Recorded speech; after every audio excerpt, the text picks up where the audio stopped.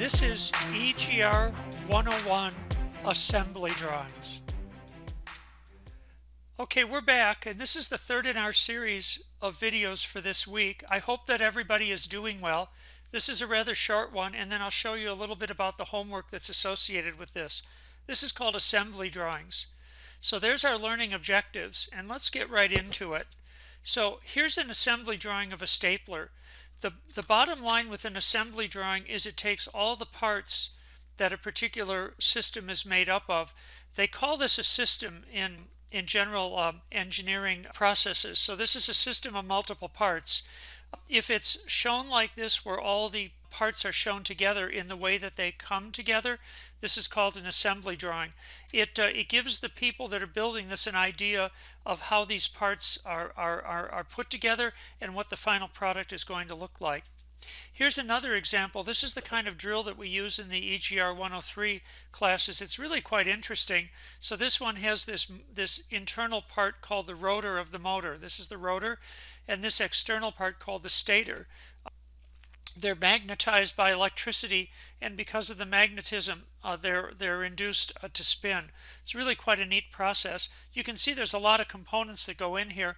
This particular view is actually also called an exploded view because it shows the pieces expanded apart, and it shows how they fit together. You'll see this a lot in instruction manuals for servicing of parts. Here's another exploded view. This is for a hydraulic pump, such as would be used on a fire engine, let's say, to move the ladder. This shows the front mounting flange. These mounting flanges tend to be different to allow for mounting of the hydraulic motor into different assemblies. So this is a simple one. Surprisingly, a screwdriver is several assemblies. It's got this metal part here, the blade. It's got this plastic part here, which is the handle, and then it's got a small bushing of some type, or a pin, that actually locks the handle in place. And notice they're saying here, fill this cavity with epoxy. It's because you don't want it breaking in your hand. The last thing is, this is an infusion pump, such as would be used for delivering our D5W, our dextrose solution. This particular one has a drop sensing assembly, which is generally these things are not used anymore in infusion pumps, but the older ones have this. This is where we would hang the medication, and then it would go down through here. The pump has a series of fingers that actually draw the fluid through and drive it into the patient. You need to do that to provide the proper flow rate into the patient. Here's another example of an assembly drawing. These are the bags that could also be used to deliver our solution. This larger bag would be the D5W. The smaller bag would be something like an antibiotic, or it could be an analgesic like morphine. This particular primary-secondary arrangement is quite ingenious, so I'm going to ask you to think for a moment, why would you put this larger bag up above the smaller bag? And I'll give you a clue. Buried within this is a check valve, which I think is right here. Or I'm sorry, the check valve is going to be right here. The check valve prevents fluid from flowing back into the larger bag.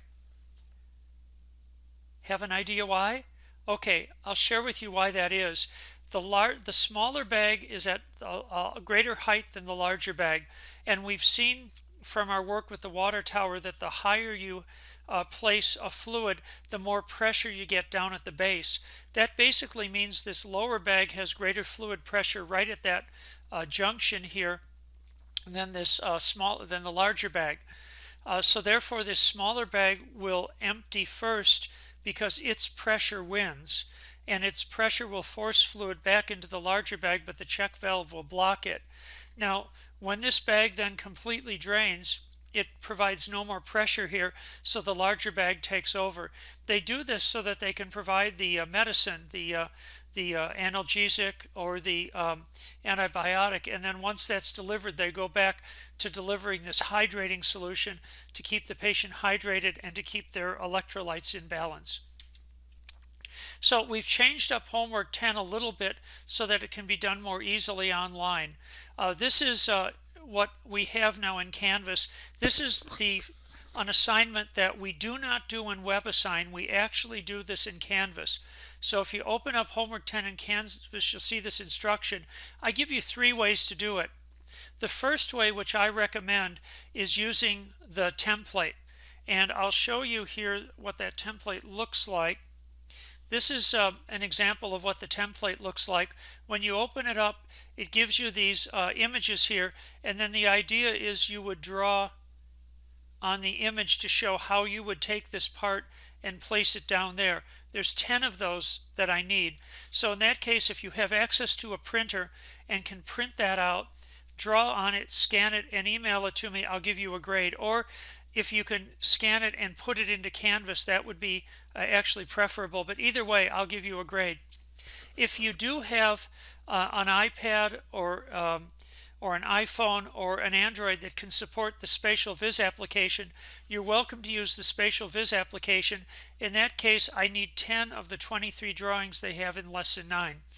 The last thing is, for those of you that are comfortable with a CAD system, you are more than welcome to take this, put it into a CAD system, and then draw on top of it. I will take it either in any of those forms.